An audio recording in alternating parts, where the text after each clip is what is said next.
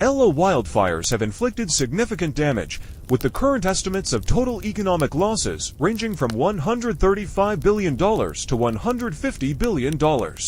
According to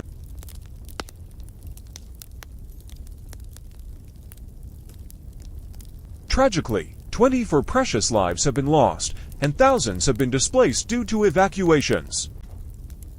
Over 12,000 structures, including homes and businesses, have been destroyed.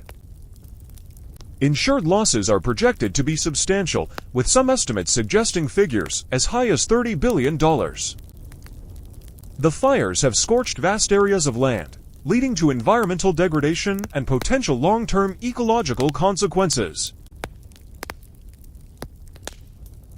Like, subscribe, and share to see more content like this.